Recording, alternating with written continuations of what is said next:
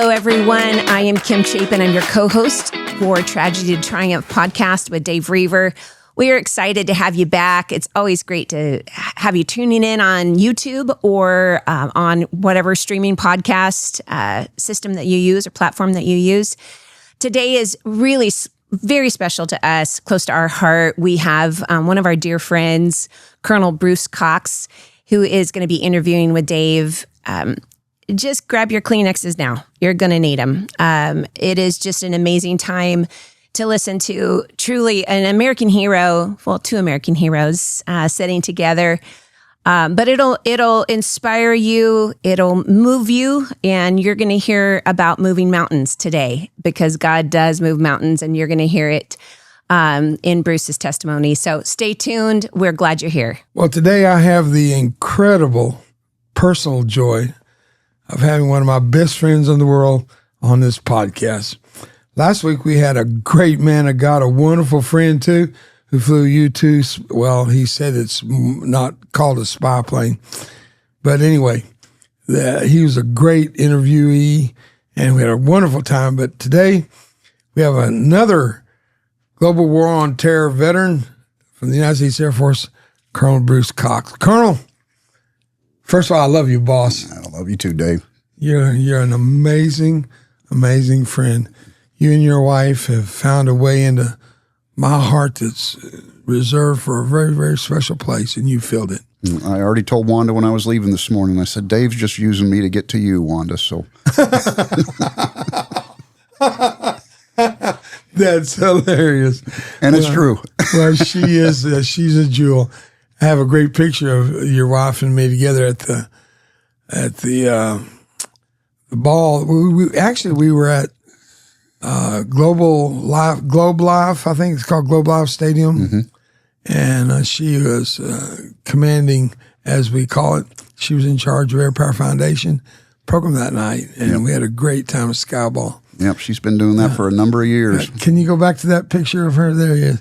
Isn't she a beautiful lady? She's a wonderful, wonderful. You're a very blessed man. So this was if you remember, I remember this dress, is why I remember this story, is this was her first time as chairman of the Air Power Foundation, and she had to get up and speak to 2,000 people, and she was nervous as a cat. Who did she want to talk to before she went on stage? Dave Reaver. And she said, Dave prayed for me. And I don't really remember what happened after that. And to finish the story, she walked out on stage and she just looked like incredible. And Miss America, I'm telling you, the crowd went nuts. A little girl was at the table behind me where I was sitting, and she said, Mama, it's Elsa. I'll never forget that. I'm the luckiest man alive. Well, you are. And I tell you, Colonel, you have become almost a meme in my life as to what God can do to a man and a heart that'll be open to him. And I just want the audience to know today that are watching on YouTube, and by leaps and bounds more that are on audio platforms across the board, that you are highly favored and blessed of God. He loves you so much. And that's because you have shown him an incredible commitment and your love for him.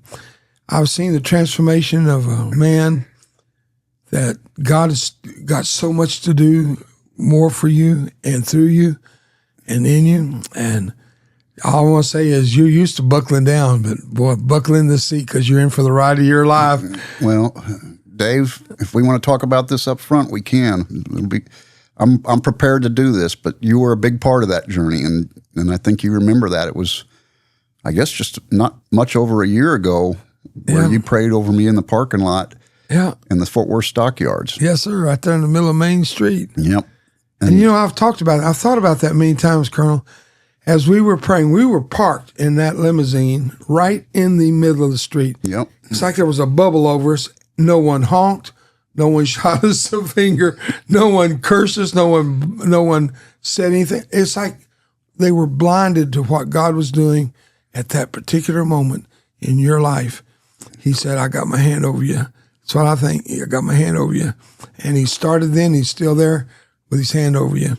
and to see what God's done. And now that you're growing in the Lord so quickly, boy, you're challenging me with some great questions and making me double think. And I like that. I love it, Colonel. I love it whenever a man of God starts looking into the scripture saying, Dave, what about this? Well, I've got several of them that I'm working with Homeland Security right now.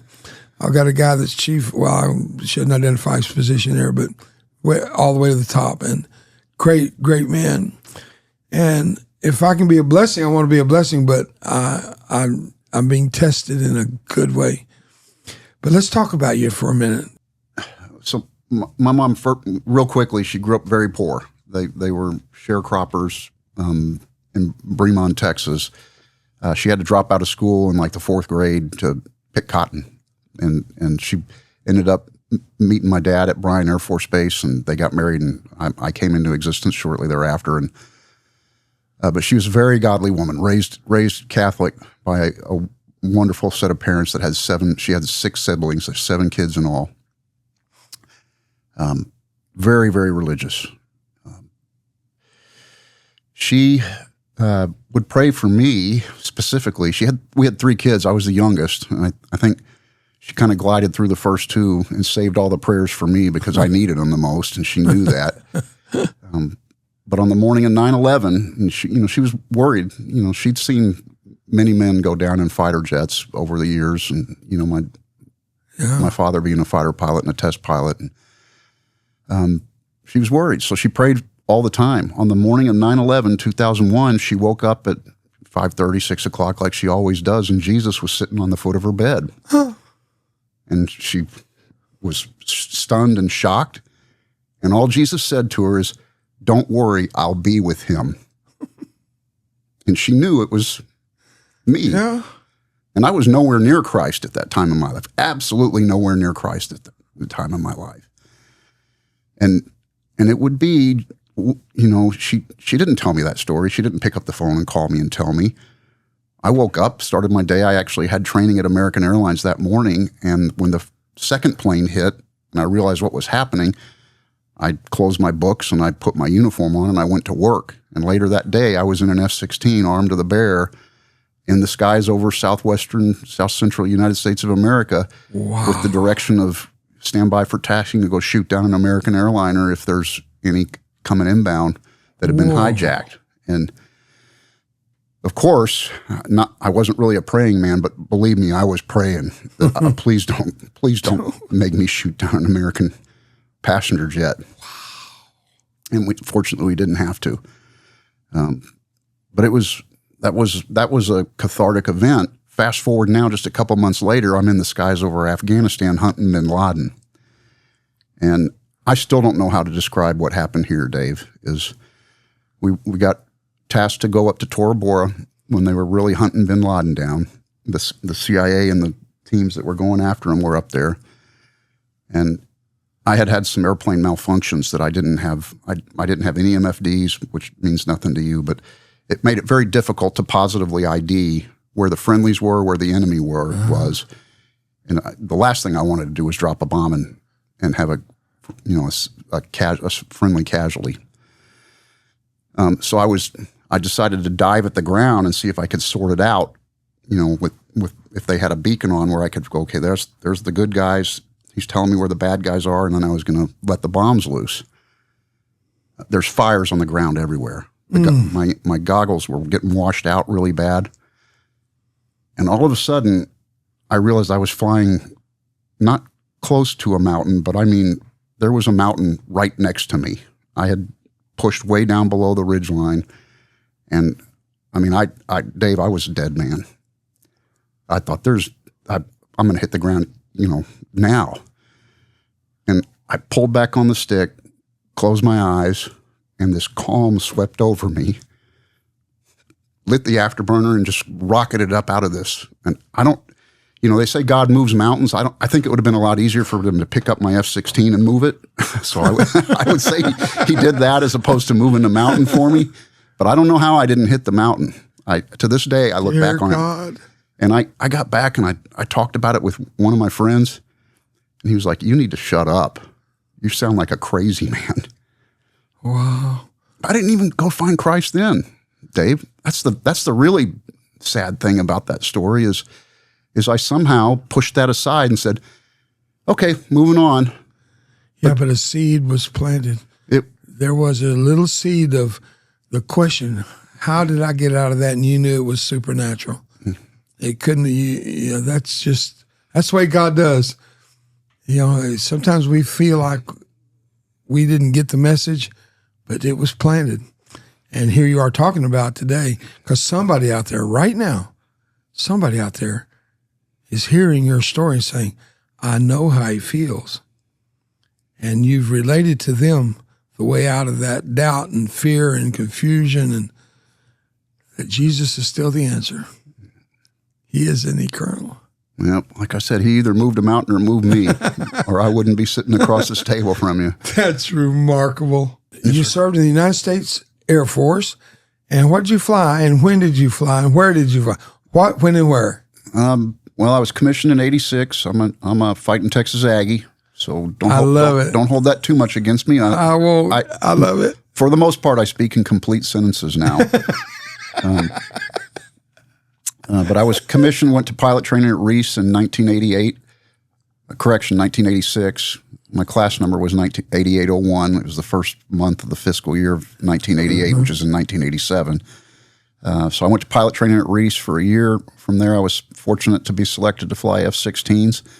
So I was in the first B model RTU course that was in the F-16C model, the major upgrade from the A to the C. So to be a first lieutenant, brand new first lieutenant flying F-16s, wow, was quite an honor. I think I actually showed up as a second lieutenant, truth be known, and then was promoted to first lieutenant during that training course. From there, I went to Torrejon, Spain. I was in Spain from 88 to 91. From while we were there, that was the Gulf War. Deployed from there to Doha and with the 401st Tactical Fighter Wing, Provisional Tactical Fighter Wing. I don't know if we have any pictures of that one, but because that was before cell phones, like you said, so pictures weren't as common back then. But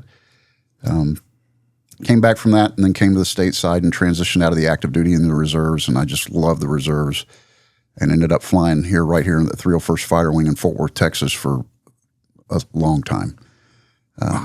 So I had the fortune to live out my childhood dream. I wanted to be a fighter pilot. My father was a fighter pilot. I wanted to be a fighter pilot, and I got to do exactly what I dreamed about doing when I was a 5-year-old kid, shuttling drinks to a bunch of fighter pilots with my father, in either Florida or Fort Worth. So a few weeks ago, we celebrated the 250th anniversary of this great nation, and you are living proof that you can have a dream and it come true if you're willing to work for it, willing to plan for it, sacrifice for it, and you did it, Colonel.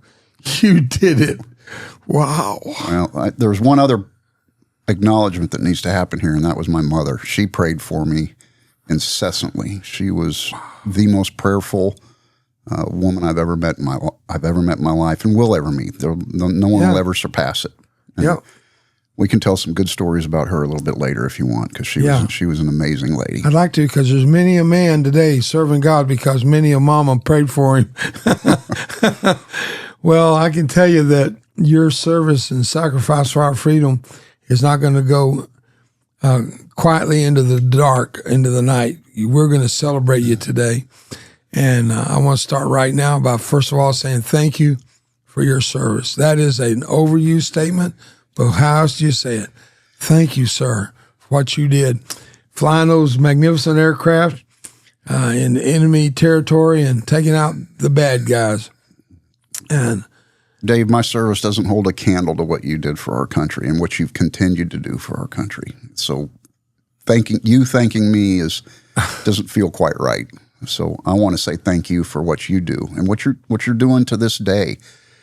Your fingerprints are on so many Americans, me being one of them, but they're on so many Americans serving in the military or just being Americans. And quite honestly, your fingerprints are on children all across the planet. So it's an amazing story. The Dave Reaver story is really what this should be about. I wish you would just talk to me about you for this podcast, but Well, so they get enough of Dave on this podcast. They're saying, shut up, Reaver, let him talk. But thank you, sir. That's very thoughtful of you, and I appreciate it. But your career took you not only to the Middle East and the global war on terror, but also to Shreveport, Louisiana. Tell me about what took place in Shreveport.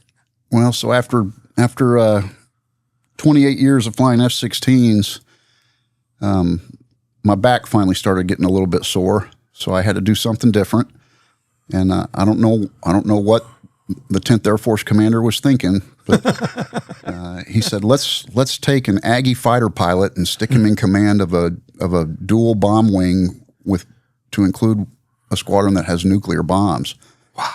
So he came down to my office and asked me if I would be interested in this job, and I kind of was looking around the office for the camera because I figured I was getting punked. And I said, well, sir, let me call my wife, because it would be a separation for us, and I'll get back to you real quick.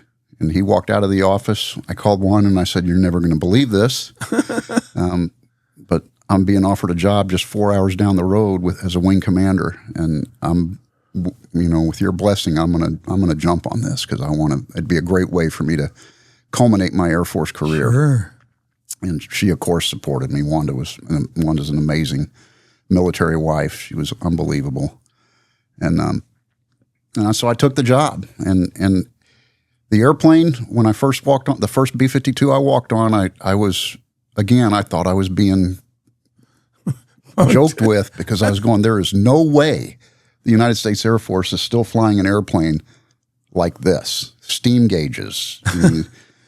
It was an amazing thing to walk. Keep in mind, when I first started flying the F-16, I was flying the newest airplane in the Air Force inventory. And you went to the oldest in the inventory, and probably. My last flight in the United States Air Force was flying that airplane, 0061, which was the oldest B-52, or the oldest airplane in the Air Force inventory. Not the oldest B-52, probably, but wow. Yeah, so I had a bookend career in that regard, that's for sure. But I.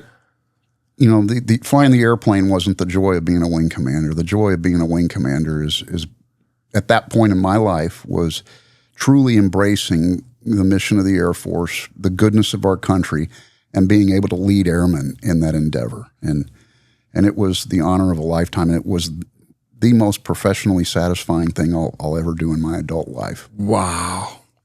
What a statement. Now, when did you and I first meet? It was I was still at 10th Air Force, but I believe, if I remember right, Dave, I knew had been selected for that job, which I knew was going to require me to be getting up and talking in front of large groups of people. And I was comfortable getting up and like every fighter pilot, I can shoot my wristwatch like the best of them in front of a bunch of other fighter pilots. That's not a skill set that translates to talking to 2,000 airmen, in a bomb wing.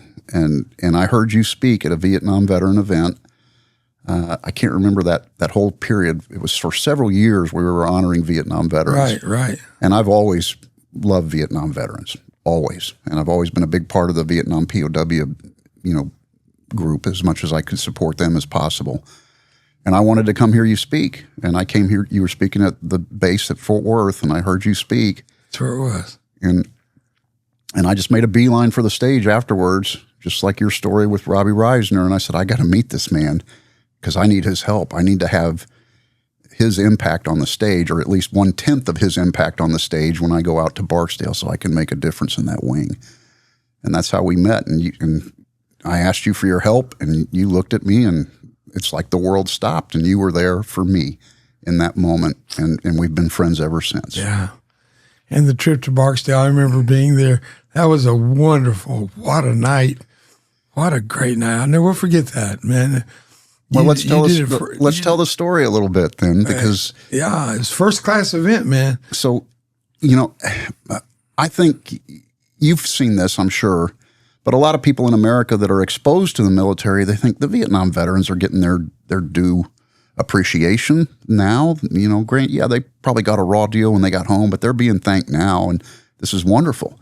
Well, it's not really that way in rural America. And I don't know if you remember, but Dave came out and spoke we held an impromptu event. The bomb wing sponsored it. And we invited all the Vietnam veterans in the local area out to about 200 miles out. So it was a pretty big swath that we reached out to. We were expecting, 200. I think we ended up with like 700 people in attendance. Yeah. And when we presented the coins, the one that sticks out in my mind, Dave, is an old woman came up and said, "My husband served in Vietnam. He's passed away now, but no one ever thanked him for his service. And I wanted to come here to this event on behalf of my husband." And I walked her straight up to you because I wanted her to visit with you. And wow. But it was an amazing event, and thank you for doing that. And I got to tell you, Dave, you charged me all of nothing. I remember that too, going, how am I going to pay for his travel and billeting and well, I waived my normal $250,000 fee. The bomb wing was running a little thin on those kind of funds. I don't charge military if they pay us because they have a fund for it. But if they do, they fine. That's fine. If they don't, fine. I don't worry about the money. But what a night that was. I had a friend with me there. His name was David Allen, and I asked him to pray, and you allowed that, and he made a short prayer. But he passed away just a few months ago. But his daughter worked for me for 33 years, and she's still one of the best friends I've ever had. She and her husband are very, very dear to me, and he was there, and he looked back at that as one of the highlights of his life, to appreciate that moment. So you not only gave me a platform, but you gave him an opportunity of a lifetime. He never was one to be acclaimed for the goodness. He was one of the most generous men I've ever known in my life. That night was very special, and I want to thank you for that. But sitting in front of me, and the folks can see this tail of a B-52, what's the story behind this? Now, you gave this to me that night, I think. So that tail number, 061 is how most people refer to it, was the wing airplane. And the wing commander's airplane, the wing commander gets to pick nose art on it. So we were going through the process of getting nose art on it specific for me. When you came out, and I wanted to give you a gift to commemorate the night, so I thought that would be pretty cool to give you this fin flash of this airplane. Now, the tragedy of this is the recent B-52 crash out at Edwards. It happened to be this tail number. And of course, my phone started ringing off the hook with people wanting to call and get reporters and get comments about losing, because it made national news when I put the Spirit of Aggieland nose art on it. And I just had to stop the conversation at each and every one of them. It's not about the nose art on that airplane. It was about the 8 airmen that perished and their families that are left behind. And it was such a tragic event. And I just recently attended the funeral of Colonel Greg Watson, who was on that airplane, who served with me at the bomb wing. And he's was currently serving at 10th Air Force in the office when I was at 10th Air Force. So had that cross connection. The bomb wing and the squadron did such an amazing job at his service, his memorial. It was absolutely unbelievable, breathtaking at times. To where, and when I say breathtaking, I mean I couldn't breathe. Yeah, I understand. It was that powerful, and it was such a tragic loss for the bomber community and the 307 bomb wing in general. There was other active duty kids from other squadrons on that airplane too. So a loss for the community as a whole. It was really tragic. Total of 12? 8, sir. 8. So there's 6 Air Force and 2 contractors, but one of the contractors was Watson, who is also a reservist. So he's still an airman. And I'm sure the other contractor was also probably retired Air Force too as well. So they were all airmen. They were all patriots, and it's just a big loss. Well, I talked to you about it the other day, and we were talking about doing this podcast. I began to wonder the impact it would have on you, and they reached out to you, sir. They reached out to you in a big way. God was with you. Yeah, like I said, it was a tough loss for that community. But having attended that service that they put on, it's very apparent to me that their resiliency is very, very, very, very much alive. And that's awesome to hear. And believe me, that bomb wing remembers you, Dave. They remember you coming and speaking at that event. Do they? Oh yeah, it was. If I could ever be a blessing, I'd go back into New York second just to love on them a little bit. And if that ever happens, you let me know if they ever want. And especially a time of grief and loss, I was privileged to interview, as I said prior to this interview last week. We had Colonel Alan Marshall on, who flew the reconnaissance plane. That's what he called it, the U-2. And we were talking about sacrifice, and the reason we have people like this New York mayor who's quite an idiot. You know, he's a, pardon my language, freaking communist, and all the communists under him that have landed their primaries for the Democratic Party, they never paid a price. They haven't paid one drop of blood.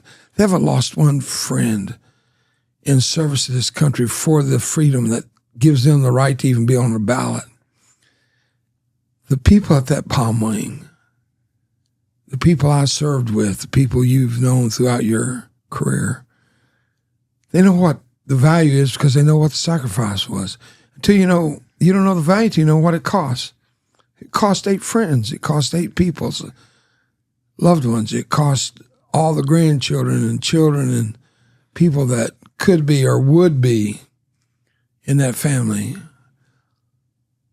The price for freedom, it still hurts.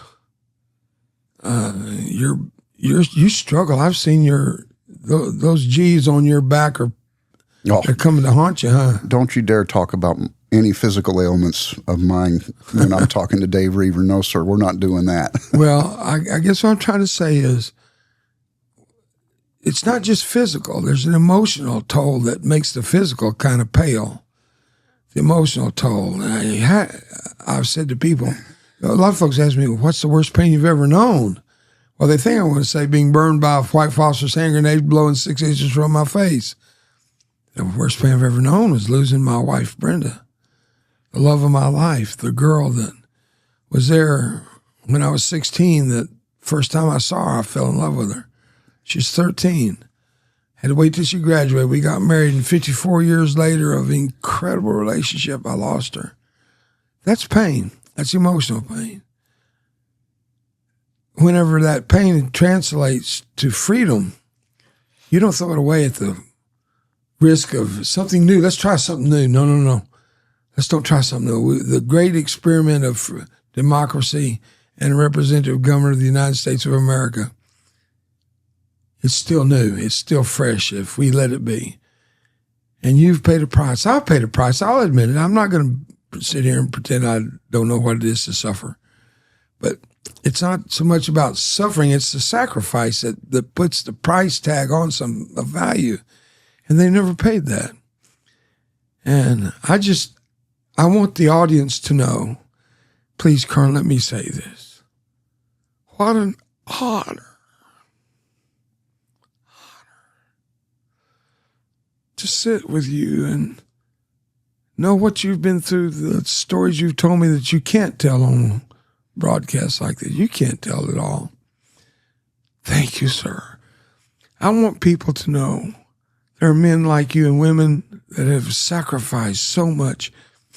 You'll never get your due. You'll never get what you ought to get for the freedoms you've provided. But I guess the greatest return on investment, your greatest ROI is your personal freedom that you enjoy.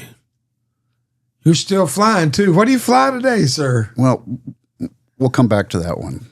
Before we go on, I need to plug something. All right. You talk about an honor and all this nice words about me. For the audience that are getting to know Dave Reaver, most of you have probably already read many of his books, but I just finished rereading his book, Scarred. And you mentioned your wife, Brenda, and oh my goodness, Dave. I had to put that book down so many times because I remember Brenda. Yeah. She was so kind. She was just so quiet, kind, but always there. And just an amazing lady, and was part of your story. I'm sure, you would say the biggest part of your story, just as Wanda is the biggest part of my story now. Sir. But if the audience needs some reading material, go for the book Scarred. It's the Dave Reaver roller coaster. So strap in for it, because you'll go from tears to belly laughing in one page to the next. But it's an amazing read again. Thank you. I especially love the love story between you and Brenda that is spelled out in detail in that book. It was really an amazing thing to read again. So, well, thank you, sir, and I appreciate it. And I do hope if people would like to get the book, all they got to do is go to davereaver.org online, and we'll send it to them. But that was a unannounced or unprovoked thought. Thank you for saying that. You bet, sir. She was really a great asset beyond just being a wife. She was a spiritual guide to me. She rocked me to sleep every night with a big rock. She had a really big rock. I came out of the hospital with her in my right hand, and Bible in the left hand. I was already speaking in churches, sneaking out of the hospital to go speak in churches. Pastors would come visit me and say, when you get out, won't you come speak in my church? I didn't tell them I was sneaking out. I said, I get out next Sunday. I'd sneak out on early Sunday morning, late Saturday night, wait outside at the evergreen tree. Pastors would pick me up out there in that parking lot at Brooke Army Medical Center. And I'd go speak. That little girl now married before Vietnam. Why did she stay with me? Why does Wanda stay with you? That's a bigger mystery than Brenda staying with you. But it's the gift of God that God gave us wives that would look through the pain and suffering emotionally, that we internalize a lot of it, but they can see through so much more than we do about ourselves. And you and me are both blessed. We were very blessed. But just, what's the most defining moment in your life you look back over? Good, bad, or ugly, but what would you say was the most defining moment in your life? Well, as we've discussed, big transformation in my life recently. Yeah. And it's been going on for many years. I've walked away from organized religion after I got back from Desert Storm, and I couldn't make sense of it anymore, because it was a pretty violent war from the air, and there was a lot of death and destruction that happened over there, and I was part of it, and it changed me. I came back different, and I just wanted to get back into the next war, and the next war, and the next war, and the next war. And religion just didn't feel right to me anymore. It didn't feel right at all. Somewhere probably after about 8 or 9 deployments, we always would take chaplains with us, and I would spend time with them, especially when I was going over in command billets. That was part of the program, was to check in on the chaplain, make sure the chaplain's checking in on the airmen. And I guess I would say that my soil started getting tilled again. Mm-hmm. So, and then I met Dave Reaver, and then just things started happening in my life that I was working my way back, I would say. And then, what was it, September 10th, a year ago, coming up on a year ago, Charlie Kirk was assassinated. Yeah. And that's when I would say, there is good and evil in this world. And the difference between good and God is one letter, and the difference between evil and the devil is one letter. And the devil overplayed his hand on September 10th. I agree. When a poisoned young man, poisoned by a cultural rot, took the life of an innocent man for just having a different opinion than him. Oh. A father, a husband. It was just tragic. And it really hurt me. Yeah. It hurt a lot of Americans. Yeah. But what hurt worse was watching a large swath of America say he deserved it. And that destroyed me. And Wanda knew I was struggling with this, and we talked about it, and we said, we've got to do something. Let's do something. And Wanda's leadership, through her, she said, well, if we want to change ourselves or change the family, change the world, change the nation, we need to change ourselves first. She said, let's go back to church. And so we did. And I had another friend, Daryl Jones, Navy veteran, that had been after me for years to get back to church. I mean, I've known him since second grade. Our fathers were friends and coworkers at General Dynamics, and I went back to church, and man, it was just one of those. You hear it all the time where you go, I felt like that sermon was directed right at me. Well, it was a sermon about you reap what you sow. Oof. And it knocked me down. And it just changed everything. And so that's when I really, you want to talk about my afterburner getting lit to really try and figure this out now. And it kind of amused me. I realized I'd never really had studied faith. I mean, I grew up in a Catholic home. My mother was very religious, but I was more interested in what time the Dallas Cowboy game started as opposed to, what was said at the church service. Yeah. And I don't know, I just started really consuming all sorts of different material, and I had that moment. That born again moment. Come on. I mean, you hear people say it. I've heard people say it throughout my life, and I'm going, okay, whatever. Tell me your testimony. And then I move on and never thought about it because I thought, okay, whatever. It happened. It was as real as that tail sitting in front of you, as the cup of coffee sitting right there in front of me. And my life changed. And there's no going back. No going back. Once that happens, and I mean, I look back on myself and the arrogance and the hubris that I had to think that I could figure this out without God, without any spiritual guidance in my life, and it was a ridiculous. It was a ridiculous lifestyle. You went from the F-16 to the John 3:16. Oh, damn. All right, so that's. I knew I was going to need tissue papers if we got to talking about that, but it's been an incredible journey, and you've been such a giant part of that because you were at the precursor of that. Well, let me say this to you. Our steps, now yours too, our steps are ordered of the Lord. Being a military man and myself have military history, we know what ordered means. Ordered isn't just in proper sequence. Ordered is a command. Our steps are commanded of the Lord, and they're in an orderly way. And now I can't wait. I've got several dates. I think one we've already agreed on. We're going to be together. You're going to go with me on a tour. And I want to expose you to some of the things that are out there this coming Sunday, just in a few days. Now, it's going to be history because this is a recorded event, but I speak at a huge church out in California.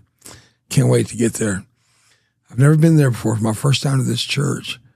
I like to go to churches on Sundays, but where my heart and soul thrives is among people that don't know the Lord. That's why I go to the military. That's why I go to public schools. I just did a public school tour in Missouri. And like I said, recently at NASA, I had a 52-day stint in the hospital, flat on my back. In 2010, I think I jumped out of a helicopter in Iraq, and I broke 6 vertebrae, and they put in 12 screws and 2 rods. And they told me I had 2 screws loose. Contain yourself, sir. 2 screws loose.